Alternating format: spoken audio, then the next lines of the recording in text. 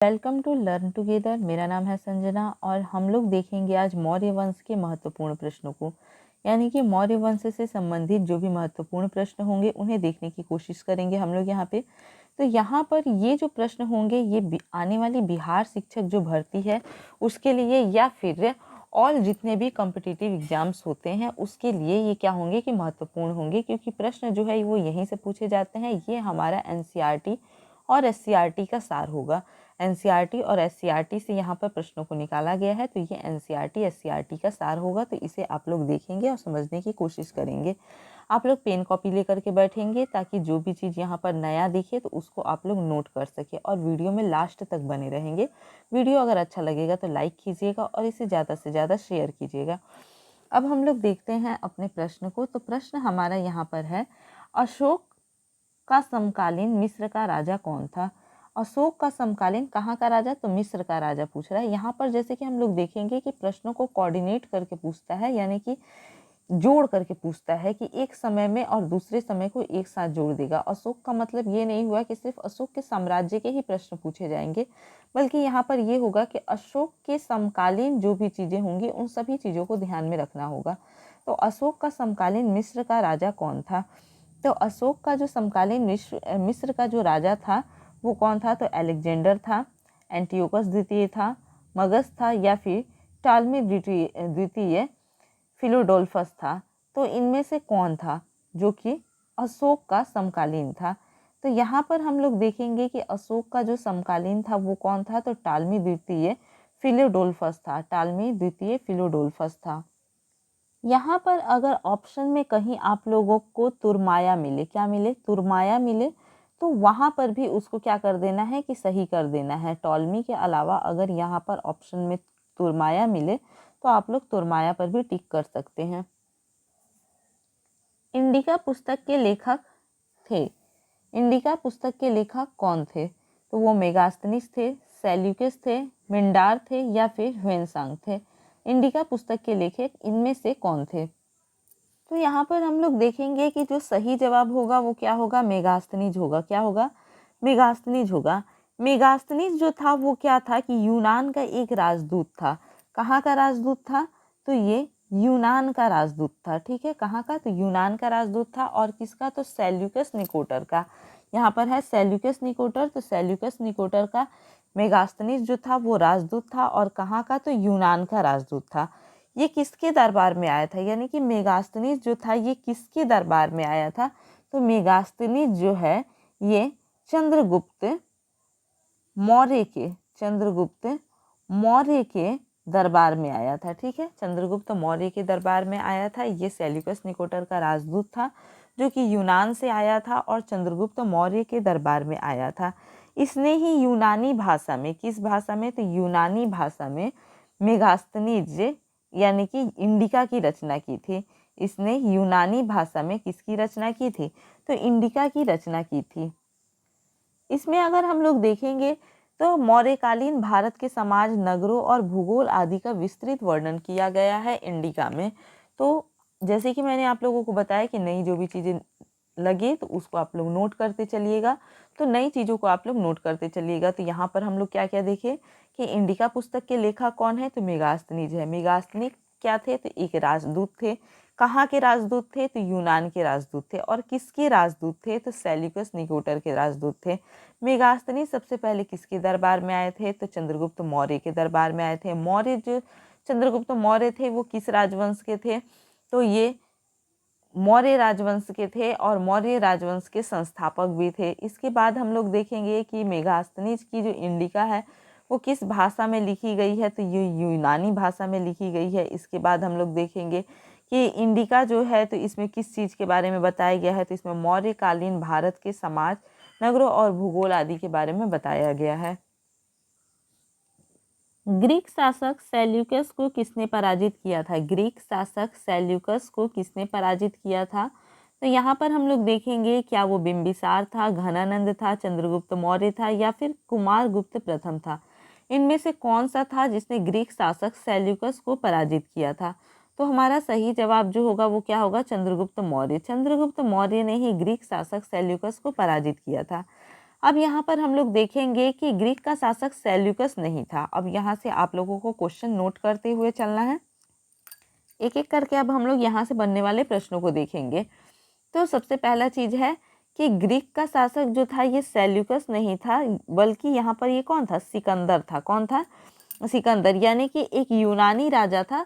तो यूनानी राजा जो था वो कौन था, तो वो था सिकंदर। कौन था, सिकंदर था। ठीक है, तो ग्रीक शासक जो था वो सिकंदर था, यूनान का शासक सिकंदर था, और सिकंदर का एक सेनापति था। सिकंदर का एक सेनापति था, उस सेनापति का नाम था सेल्यूकस। सेनापति का नाम क्या था, तो सेनापति का नाम जो था वो था सेल्यूकस।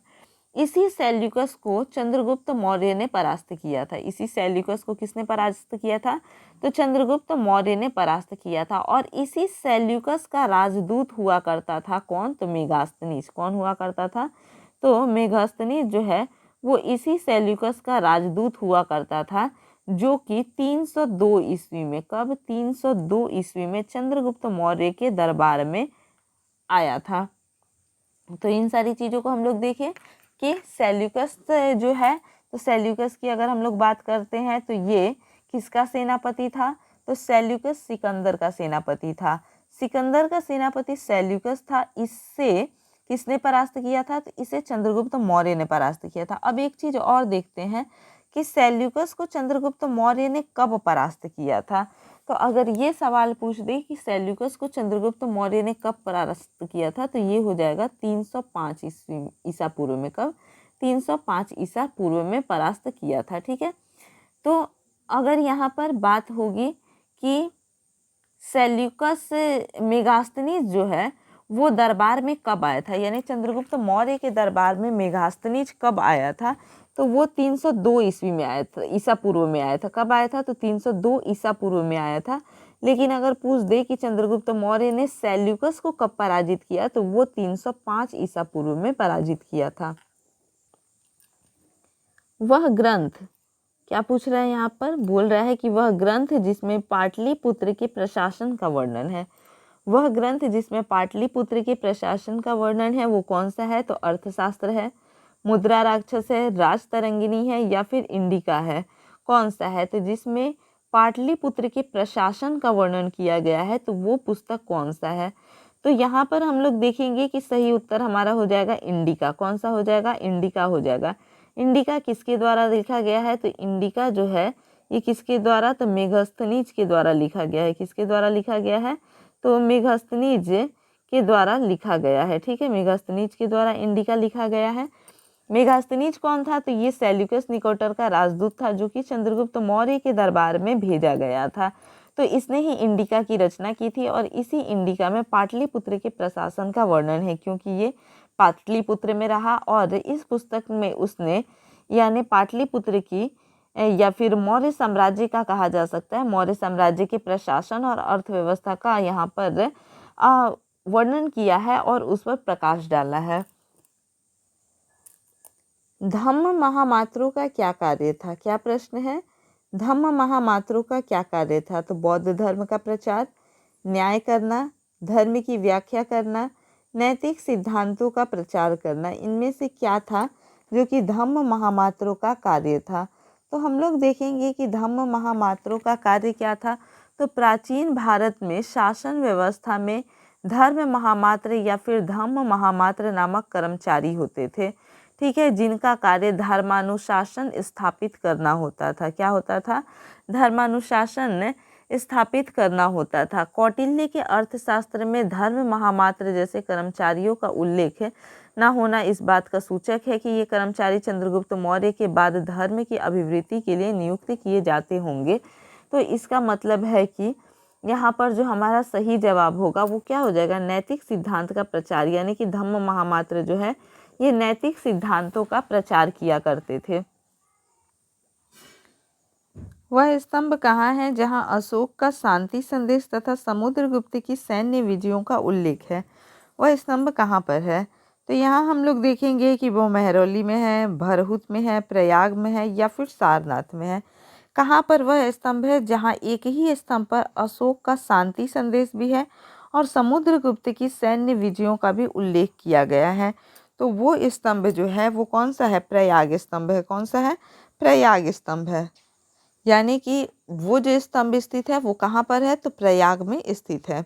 आते हैं अगले प्रश्न पर। सुवर्णगिरी किसकी राजधानी थी।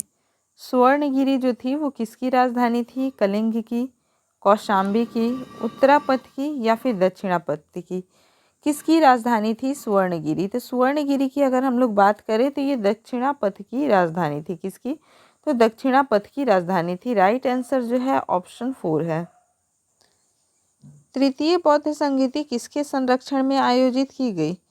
तो तृतीय बौद्ध संगीति जो है ये अजातशत्रु के संरक्षण में, अशोक के संरक्षण में, कनिष्क के या फिर हर्ष, किसके संरक्षण में आयोजित की गई। तो तृतीय बौद्ध संगीति की अगर हम लोग बात करते हैं तो ये अशोक के संरक्षण में आयोजित की गई। अब सवाल उठता है कि तृतीय बौद्ध संगीति का आयोजन कब किया गया। तो ये लगभग, ध्यान रखिएगा मैंने लगभग शब्द का प्रयोग किया है यहाँ पर। तो लगभग 250 ईसा पूर्व में। कब, लगभग 250 ईसा पूर्व में। कहीं कहीं ये 251 भी मिलता है, कहीं कहीं 247 भी मिलता है। तो इसलिए मैंने इसे बताया है लगभग 250 ईसा पूर्व में क्या किया गया था, तृतीय बौद्ध संगीति का आयोजन किया गया था। इसके बाद हम लोग देखेंगे कि तृतीय बौद्ध संगीति का आयोजन किसके द्वारा करवाया गया था। तो अशोक के द्वारा करवाया गया था। अशोक जो है, अशोक जो थे ये मौर्य वंश के तृतीय सम्राट थे। यानी कि चंद्रगुप्त मौर्य के बाद बिंदुसार और बिंदुसार के बाद से अशोक, यानी कि ये तीसरे सम्राट थे। और तीसरे सम्राट ने, यहाँ पर ध्यान रखिएगा, तीसरे सम्राट ने ही क्या किया, तृतीय बौद्ध संगीति करवाया था। तीसरे सम्राट ने तृतीय बौद्ध संगीति करवाया था। कब, तो 250 ईसा पूर्व के आसपास में।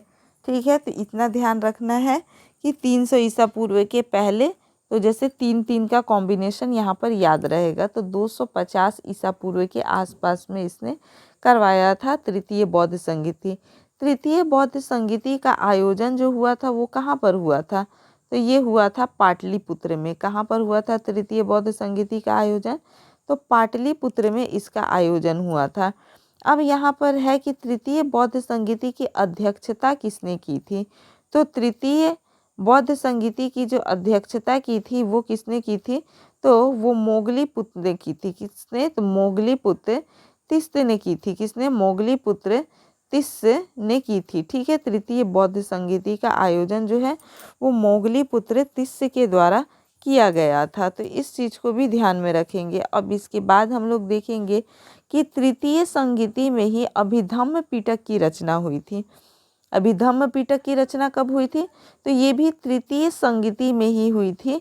और बौद्ध भिक्षुओं को विभिन्न देशों में भेजा गया। कब, तो तृतीय संगीति के बाद ही बौद्ध भिक्षुओं को विभिन्न देशों में भेजा गया। तो यहाँ देखेंगे कि तृतीय बौद्ध संगीति जो है इसको किसके संरक्षण में आयोजित किया गया था, तो अशोक के संरक्षण में। कब, तो लगभग 250 ईसा पूर्व में। कहाँ पर किया गया था, तो पाटलिपुत्र में किया गया था। और पाटलिपुत्र की भी अगर हम लोग बात करते हैं तो अशोक रामा नामक स्थान पर, पाटलिपुत्र में भी कहाँ पर किया गया था, तो अशोक रामा नामक स्थान पर किया गया था। ठीक है, और इसके बाद हम लोग देखेंगे कि इसकी अध्यक्षता किसने की थी, तो मोगलीपुत्र तिस्त ने इसकी अध्यक्षता की थी। भारत में सबसे पुराना ब्राह्मी अभिलेख कहाँ मिला है। तो भारत में सबसे पुराना ब्राह्मी अभिलेख जो है ये कहाँ मिला है, तो महास्थान में, सोहागोरा में, सांची में और पिपरावा में। कहाँ पर मिला है, तो भारत में सबसे पुराना ब्राह्मी अभिलेख जो है ये पिपरावा में मिला है। कहाँ पर, पिपरावा में। तो एक चीज़ ध्यान रखिएगा कि सबसे पुराना ब्राह्मी अभिलेख जो है ये भारत में कहाँ पर मिला है, तो पिपरावा में मिला है। अब हम लोग देखेंगे कि पिपरावा है कहाँ। तो पिपरावा जो है ये उत्तर प्रदेश में है। कहाँ पर है, उत्तर प्रदेश में है। उत्तर प्रदेश राज्य के सिद्धार्थनगर जिले में स्थित है। कहाँ पर, तो सिद्धार्थनगर जिले में पिपरावा जो है ये स्थित है। तो ये चीज़ हो गया कि पिपरावा कहाँ पर है। अब पिपरावा की हम लोग बात करते हैं कि आखिर ये प्रसिद्ध क्यों है। तो ये अपने पुरातात्विक स्थल और उत्खनन के लिए सबसे अधिक जाना जाता है, क्योंकि इससे पता चलता है कि यह बुद्ध की राख के हिस्से को दफन स्थान रहा होगा, यानी बुद्ध के राख के हिस्से को जहाँ दफन किया गया वो स्थान कौन होगा? पिपरावा होगा, जो उसने अपने शाक्य वंश को दिया था। ठीक है। सारनाथ के धमेक या फिर धर्मराजी का स्तूप का निर्माण किसने करवाया था? सारनाथ के धमेक या फिर धर्मराजी का स्तूप का निर्माण किसने करवाया था? तो इसकी अगर हम लोग बात करें तो क्या चंद्रगुप्त मौर्य ने, बिंदुसार ने, अशोक ने या फिर दशरथ ने, किसने करवाया था? तो सारनाथ के धमेक या फिर धर्मराजी का स्तूप का निर्माण जो है वो अशोक ने करवाया था। किसने? अशोक ने करवाया था। और अगर यहाँ पर ये पूछ दे कि सारनाथ के धमेक या फिर धर्मराजी का स्तूप का निर्माण अशोक ने कब करवाया था, तो यहाँ पर हम लोग देखेंगे कि ये 249 ईसा पूर्व में करवाया था। कब? तो 249 ईसा पूर्व में करवाया था। एग्रोनोमोई किस विभाग का अधिकारी था? तो एग्रोनोमोई जो है ये किस विभाग का अधिकारी था? तो भूमि राजस्व विभाग का, सैन्य विभाग का, उद्योग विभाग का या फिर विदेश विभाग का? किस विभाग का अधिकारी था एग्रोनोमोई? तो यहाँ पर देखेंगे कि एग्रोनोमोई जो है ये भूमि राजस्व विभाग का अधिकारी था। किसका? भूमि राजस्व विभाग का अधिकारी था। और एग्रोनोमोई जो होता था ये किस राजवंश का अधिकारी होता था? तो ये जो है मौर्य राजवंश का है। किस राजवंश का? तो मौर्य राजवंश का ये है अधिकारी। ठीक है।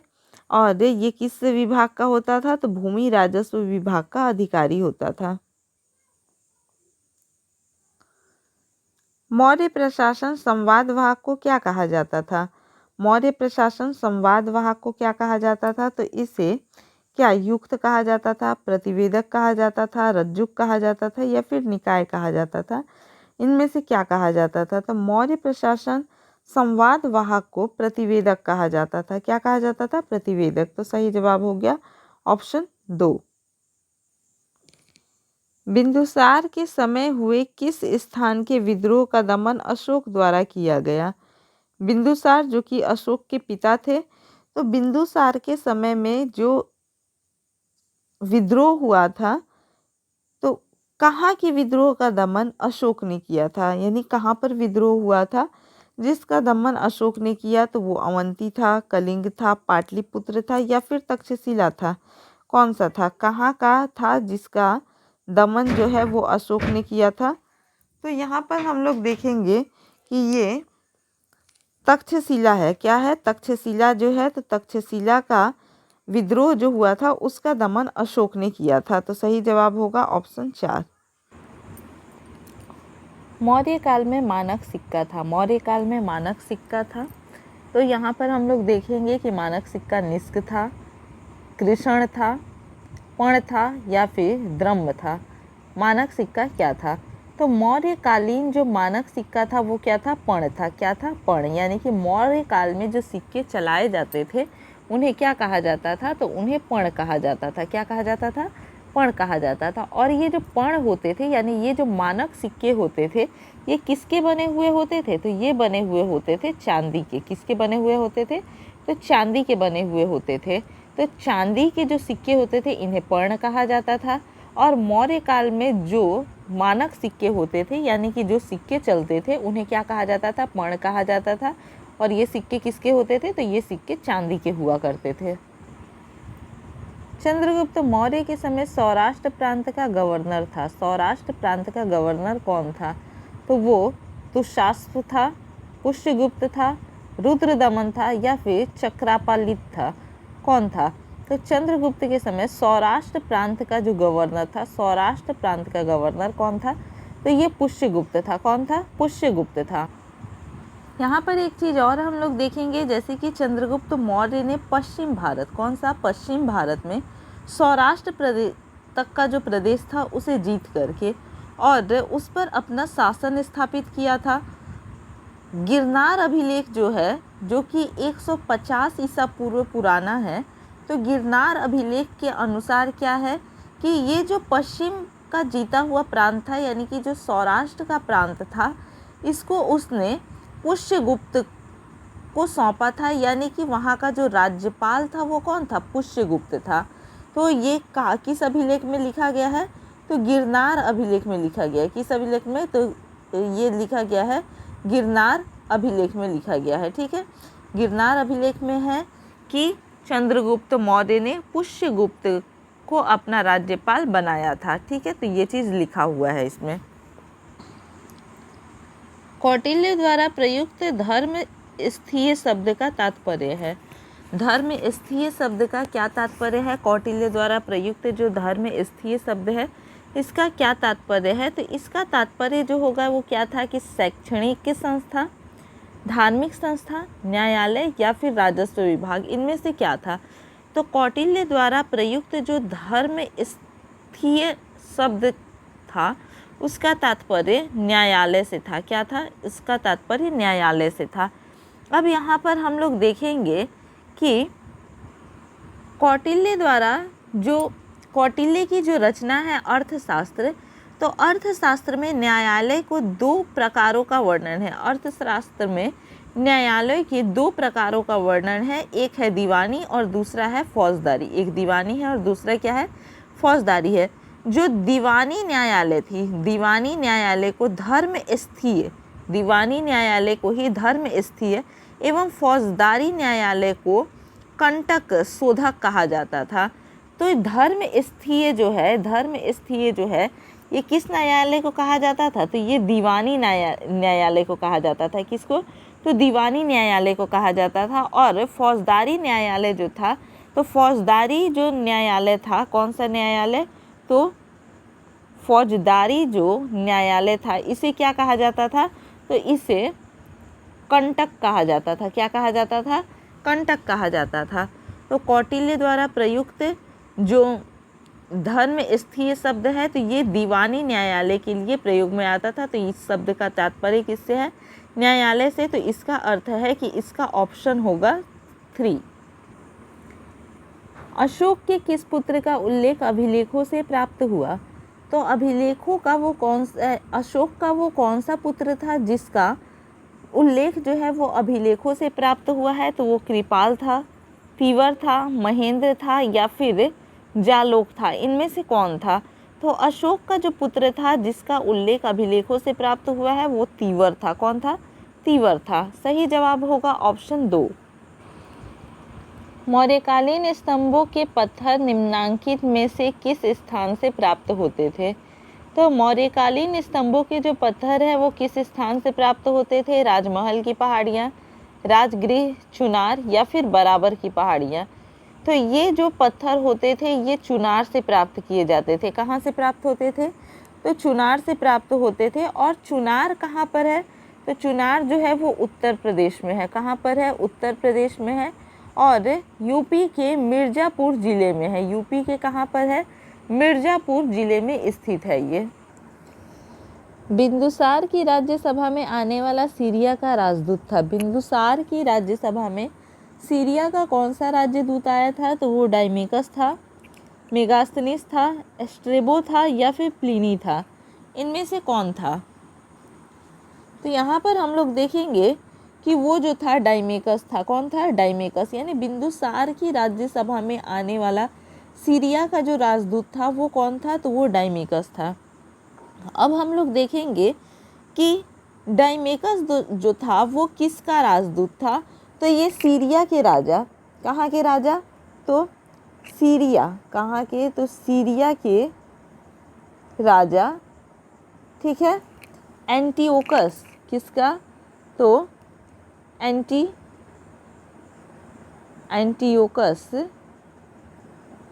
सीरिया के राजा एंटियोकस प्रथम का राजदूत था। किसका था? तो सीरिया के राजा एंटियोकस प्रथम का राजदूत था ये।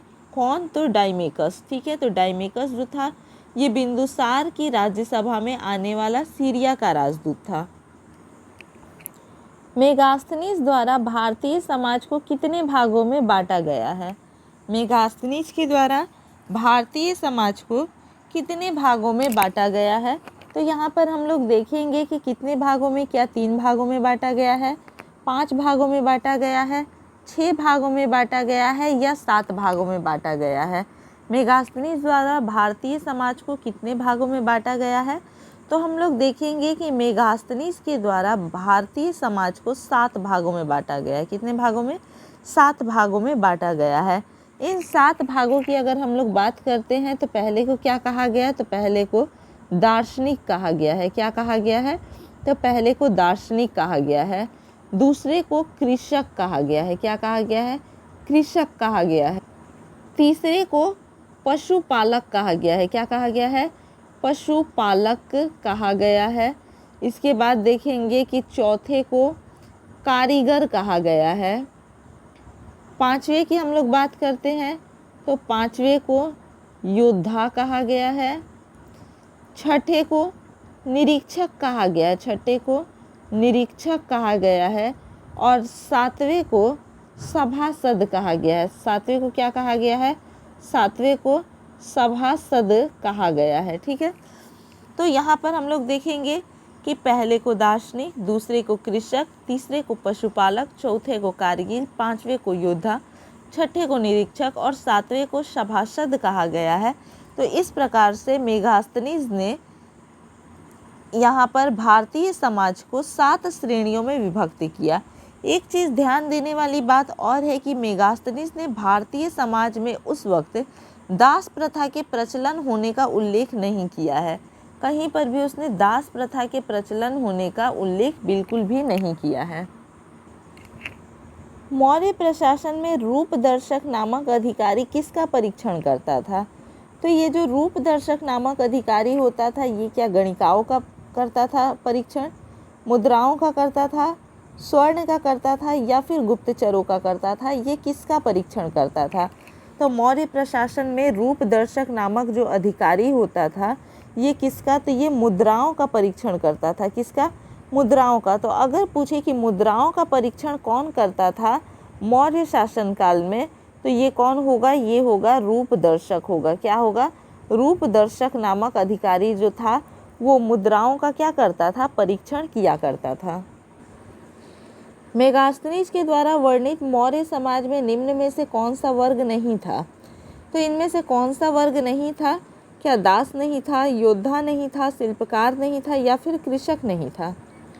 तो अभी कुछ देर पहले हम लोगों ने देखा कि मेगास्थनीज द्वारा भारतीय समाज को 7 वर्गों में विभाजित किया गया था और उन 7 वर्गों में कहीं पर भी दास नहीं था। कहीं पर भी दास नहीं था, यानी दास प्रथा का उल्लेख जो है वो मेगास्थनीज नहीं करता है।